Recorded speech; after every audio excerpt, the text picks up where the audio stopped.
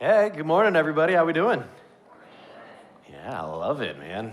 Hey, as we've mentioned several times already this morning, we are a week away from Christmas right now. That's a little fun and intimidating and all of the emotions that come with December, right? And so I want to try and do something a little fun and break up that a little bit and just play a game this morning, right? Some of you were like, geez, go back and play with the kids, Jake. It's okay, we're gonna have fun. Very simple, I'm not gonna ask a lot out of you. It just involves dancing and telling your life secrets. No, it's just raising your hand. Okay, I'm just gonna ask some questions here, and if you are one of those people, just raise your hand up in the air. We'll do a little confession here, all right? You can admit to this. And the reason we're gonna do this is I think being a week away from Christmas, we've got two kinds of people here. We've got the overly prepared, and the completely underprepared, all right? That's just my guess. We're going to find out. We're going to see here. So let's have some fun. We're going to start off easy. Who here has driven around to look at Christmas lights this year? Oh, so festive, right? All right, I got two little girls. We, I don't know if there's any police officers here. We allegedly break the law and put them on our lap, and we drive through the neighborhood with smoothies, and we count the Grinches and the Santa Clauses. Santa wins, but we prefer Grinch in our household. That's okay. How about this one? Who here had their Christmas decorations up before the turkey went in the oven for Thanksgiving? Where are you at? It's all right, be proud. The bird tastes the same, didn't it, right? It didn't change at all. It was still delicious, okay? You don't have to feel bad about that anymore. How about this one? Who here has most of their decorations up, but you didn't quite get everything up? Like there's still some lights or signs that are in a box somewhere, yeah, and you don't even care anymore, right? Like you had enough holly jolly, you just want that box to stay hidden, right? We got a few people like that. How about this one? Who has watched at least 3 Christmas movies this year? Yeah, fellas, Die Hard counts, okay? All right, don't let anybody steal your John McClane joy, all right? We're counting Die Hard here, all right? Uh-huh. How about this? Who here made sure that all 3 of those movies came from the Hallmark Channel? One guy I'm not gonna call him out, but he was very proud to raise that hand right there. I'm a little concerned. We don't even get Hallmark Channel at our house right now, so please don't even tell my wife that it still exists. Okay, we've kind of hidden that in there. I just feel bad for all those big city guys losing their fiancés to that tree farmer back home, right? It's just tragic for those guys, right? It's terrible. How about this one? Who here has been to at least 2 holiday parties, like an office party, a family party, friends party, those kinds of things? Yeah, those things can be like calendar filler, right? Like, I don't even like you people enough to buy gifts at these parties anymore. So they happen. They sneak up on you. How about this? Who has all of their Christmas shopping done? Wow, look at that. You guys are on a first-name basis with the Amazon guy, aren't you? Yeah, I was teasing my wife yesterday. I got a bunch of packages off the porch, and I said, honey, we have to have the cutest Amazon driver because he is just dropping stuff off every single day at our house right now, and I'm not sure how to feel about it here. How about this one? On the flip side, who here is like banking on 2-day Prime shipping to try and get their Christmas shopping done? Yeah, it's okay. I'm with you. Like my mom would get a really good Christmas gift, but it's not coming until the 26th, so she's getting something way cheaper and faster now. So sorry about that, Mom. I still love you to death, but here's how it happens. So here's the thing. December is a crazy month, isn't it? Like it is absolutely crazy. We have got so many things to do for and because of Christmas. We've got to go to work parties. Little Billy's got a recital. We have to go see colorful lights or put colorful lights on our house or our trees. And then there's that cookie baking tradition with grandma. And then there's the shopping, both in store and then online when we couldn't find what was in the store that we wanted. And then we found out that this place has got a special Christmas display with live reindeer. And so we got to make sure the kids have that special memory. And then we go back home and we have to wrap all of the things that we bought online. And then we've got to make that homemade peanut brittle for that Christmas over at the in-laws. And then we have more traditions, and then we have more stuff, and then we have more this and more that, and more and more and more. And it just feels like we have packed 6 months of activities into this 1 month at the end of the year. And it's exhausting. We do all of this stuff that keeps us so busy because of one single day. We prioritize and prepare so many things so that we can celebrate Christmas the way that we always have and it's exhausting. Exhausting. I was talking with Jamie before the service, and she said, man, I'm just tired. And I said, Jamie, this is pre-tired. You wait until after Christmas. That is real tired. Like, you are pre-tired right now. And the thing is, we have all of these commitments and this time and money and the effort. And I just begin to wonder for a second, have we prepared to celebrate December 25th, or have we prepared to celebrate Jesus? Have we prepared for a day, or have we prepared for a person? See, my fear is that being a week away from Christmas, we have prepared for everything except celebrating Jesus. And it is incredibly easy to do. There are lots of good things and good traditions and expectations, and all of it can be good, but they can also at times begin to get in the way. We feel that if we don't prepare, we're not going to have a good enough Christmas. If we don't have enough gifts or lights or people or whatever else, these memories, and then we begin to feel as though we may have lost something.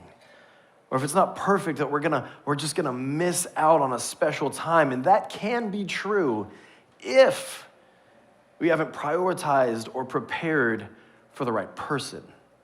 See, even the very original Christmas, like the birth of Jesus, made people focus on priority and preparation. There were lots and lots of moving pieces and very busy calendar-filling events that led up to Jesus' birth. And this is especially true for Mary and Joseph, the parents that would raise Jesus. I think we can find some great preparation for Jesus here. Check it out here, Matthew chapter 1. If you're at the Northpointe app, you can read along. If not, we'll toss it up on the screen for you here. But check this out, Matthew chapter 1. 18 through 25, it says this: this is how the birth of Jesus the Messiah came about. His mother was pledged to be married to Joseph, but before they came together, she was found to be pregnant through the Holy Spirit. Because Joseph, her husband, was faithful to the law, and yet did not want to expose her to public disgrace, he had in mind to divorce her quietly. But after he had considered this, an angel of the Lord appeared to him in a dream and said, Joseph, son of David, do not be afraid to take Mary home as your wife, because what is conceived in her is from the Holy Spirit. She'll give birth to a son, and you are to give him the name Jesus, because he will save his people from their sins. All this took place to fulfill what the Lord had said through the prophet. The virgin will conceive and give birth to a son, and they shall call him Emmanuel, which means God with us. And when Joseph woke up, he did what the angel of the Lord had commanded him. He took Mary home as his wife, but he did not consummate their marriage until she gave birth to a son, and he gave him the name Jesus. See, here's the thing. Before Jesus was even on the radar, Mary and Joseph are planning a wedding. A wedding. And weddings were huge in this culture. In fact, Jesus' very first recorded miracle took place at a wedding feast that lasted several days and involved the entire community. In fact, it was so big and so long that Jesus' miracle was turning water into wine so that they would continue the wedding party and be able to continue to celebrate together. Like, planning a wedding has never ever been a small feat. Even today, planning weddings is this massive industry that takes lots of money and time and money and effort and money. Yeah, right? Like, if you want wedding flowers for your wedding, don't call and tell them you're having a wedding. Say you're having an event or something, and watch that price cut in half or something, right? It's crazy what it takes. See, I've had the opportunity to do a few weddings for a bunch of people, and man, they are their own adventure. Each and every single one of these. I love doing it. See, I've done weddings on this beautiful plantation in South Carolina. And I've done weddings in the home, the family living room of a couple. In fact, I've done a wedding in the show barn for the county fairgrounds.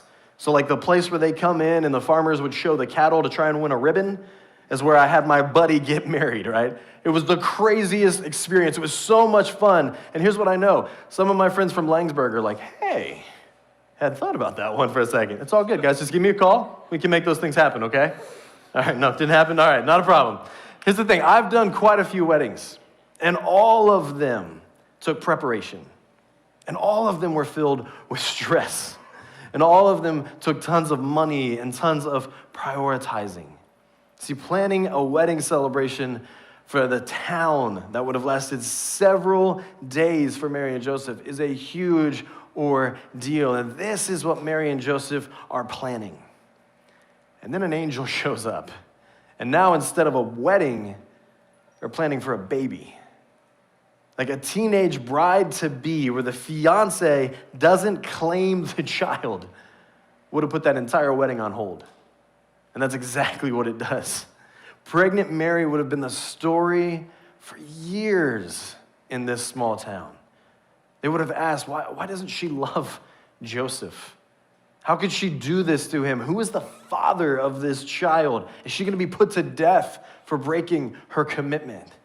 And yet the text points out here that Joseph, who has this high regard for the law, in other words, he really deeply cares about doing what God says is right, but he also has a high regard for Mary. And so he decides to try and just take this whole thing that has just flipped his world upside down, and he's like, you know what, we're just gonna put it away quietly, and we're just gonna move on. We're just gonna kind of shovel it away here for a little bit. Mary can continue to live and do her thing, and I'm simply just gonna move past it and get on with my life. Like his reputation would be repaired. He might even be looked on favorably for the mercy he would be showing here, except that God has a different plan. After all of this, an angel shows up and talks to Joseph and convinces him to do the absolute crazy thing. And so Joseph marries the pregnant whore who disgraced him. At least that's what the town would have felt. That's the questions they'd have been asking. What is this guy? Is he nuts? Does he actually believe her? Are they going to really play the divine intervention card right here? Like, we know what's going on. What is wrong with these people? There's no way they think we actually believe their lies, right?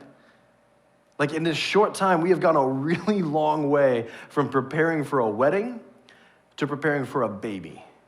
And the excitement in the goes from the community, goes from, yay, let's celebrate, to quiet scandal happening next door.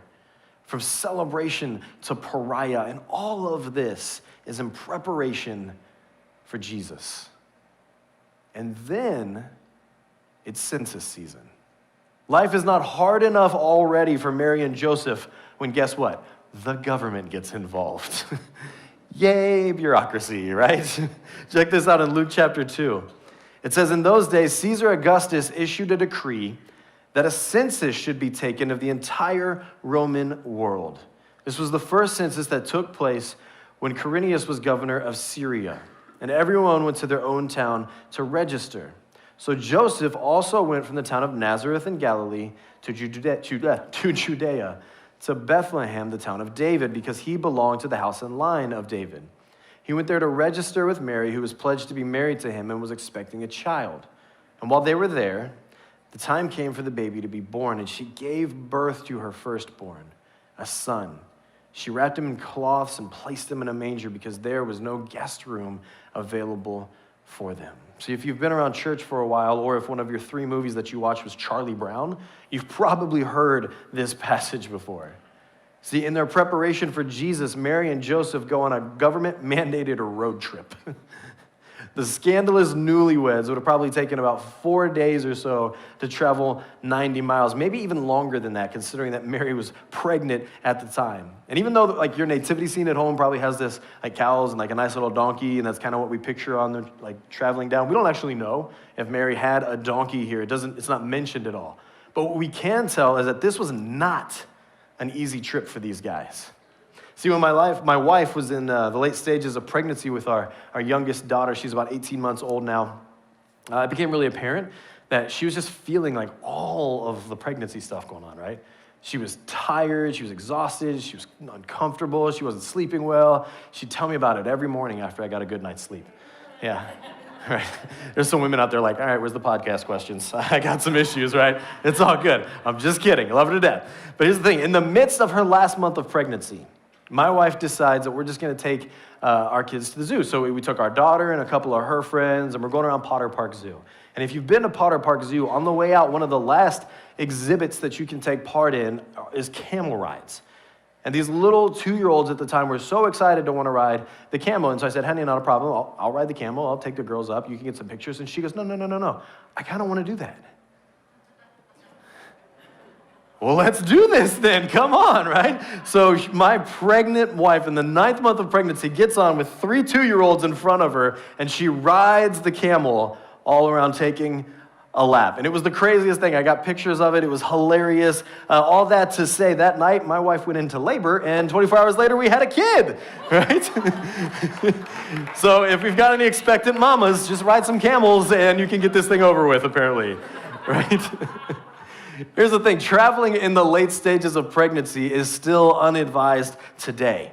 And so it had to be even more risky when you lived in a time period with a 25 to 33% infant mortality rate.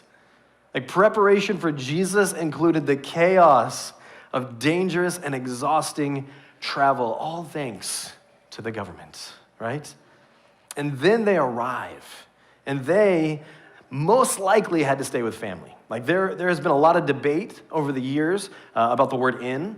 We read inn in the passage, or guest house, or whatever it means here. And we're not going to get into all that. If you want to do some fun reading, and by that I mean like 9 pages of scholarly essays, there's actually a link in the app. You can check that out if you want some time later. But there's a very solid chance here that Mary and Joseph would have stayed in the guest chambers of relatives. It would have been these really tiny, small quarters for them to rest in or sleep in. In fact, the room was probably too small for them to like give birth.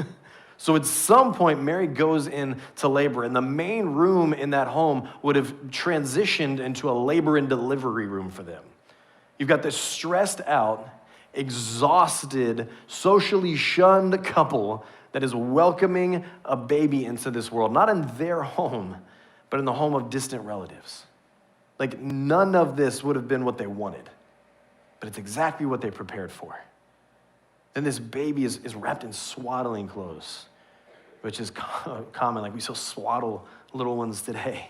And then it's laid in an animal's feeding trough to rest. Like, animals would have been sheltered up right next door to the house, and so most likely in this barn-like structure, so they could have just pulled something in to lay the baby down. But then the chaos of all of this just continues. Like, check this out. Verse 8. It says, and there were shepherds living out in the fields nearby, keeping watch over their flocks at night. And an angel of the Lord appeared to them, and the glory of the Lord shone around them, and they were terrified. But the angel said to them, do not be afraid. I bring you good news that'll cause great joy for all the people. Today in the town of David, a Savior has been born to you. He is the Messiah, the Lord. And this will be a sign to you. You will find a baby wrapped in cloth and laying in a manger.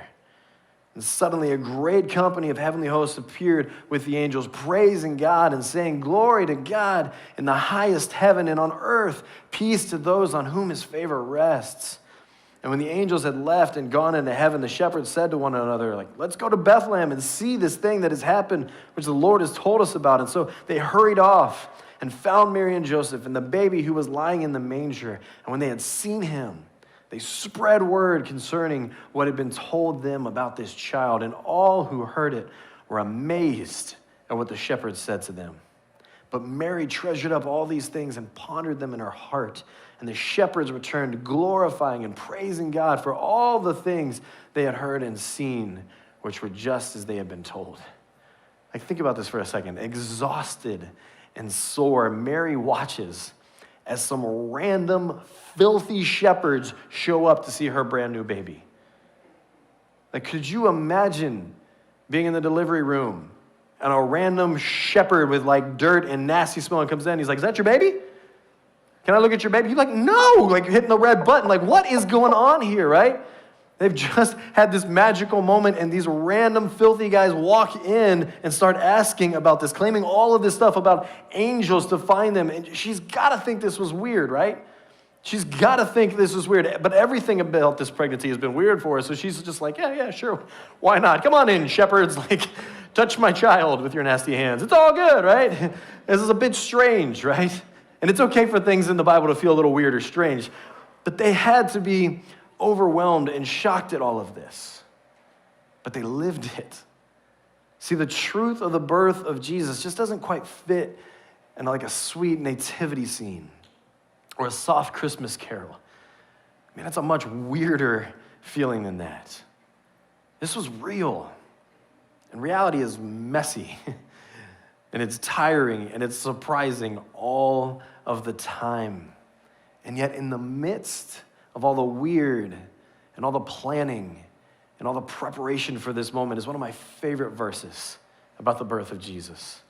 Once the shepherds leave and the chaos is done, the moment that they had prepared and prioritized and adjusted everything for had finally arrived. And we get this verse in verse 19. But Mary treasured up all these things and pondered them in her heart. At the end of the preparation, at the end of the chaos of it all, Mary is left treasuring and pondering all that has happened and has led to Emmanuel, God with us. Like, that is powerful. As busy as her life has been, as chaotic as the previous few days, weeks, months were, she now has Jesus with her. That all the prioritizing and all the preparing just to get to Jesus. And we are 1 week before Christmas. 1 week that probably feels super busy. One more party to go to, one more gift to buy, one more family outing, one more whatever to get to Christmas. Man, can I ask, when we get to December 25th, what will we have prepared for? Will we be ready for gifts, food, traditions, or whatever else? Are we going to be ready for Emmanuel?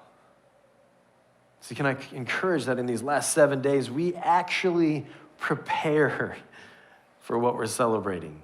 Like, the traditions are fun, the memories are great, the food will be delicious, the gifts are kind.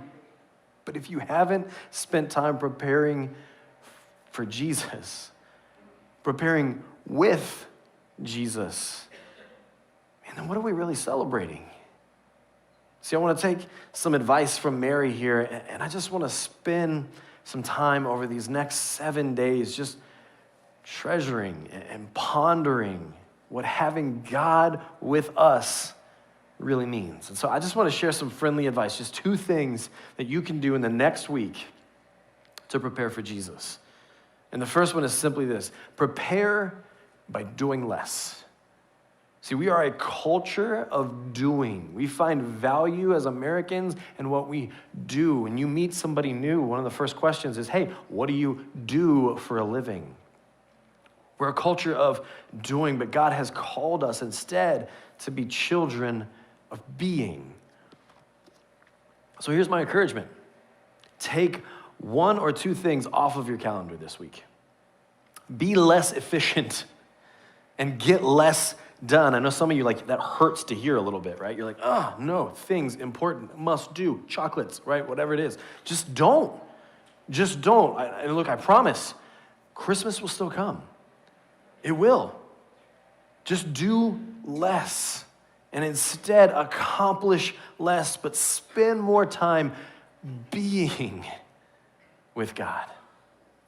And then when you choose to be with God, we can take that time to simply ponder and treasure. Ponder and treasure. And this can be done in so many different ways. And just take a little bit, just listen to some music. If that's good for your soul, man, just listen to some music. Bundle up, take a walk outside in the cold and enjoy the snow and all of creation. Brew a hot beverage and read about the story of the birth of Jesus. Turn off anything that has a power button in your home and just talk to God. Talk about your family, talk about your desires, talk about what Christmas has been like this year, ask questions, whatever it takes. Just spend time where you are pondering and treasuring your time and your relationship with Jesus. See, on Christmas Day, I would encourage, man, open gifts. Eat every sugary thing you can get your hands on. Laugh with your family. Spend time resting on the couch. Those are blessings from God. They really are. But just don't get lost in the busyness and the chaos and miss out on celebrating Jesus because you were working to simply get to one single day. And so this morning, we actually have the opportunity to prepare and prioritize together right now. See, Rick's going to make his way up here right now, and he's going to lead us in communion together. And as a church family, here's my encouragement. Let's make this moment right now the very first step in preparing for Jesus together.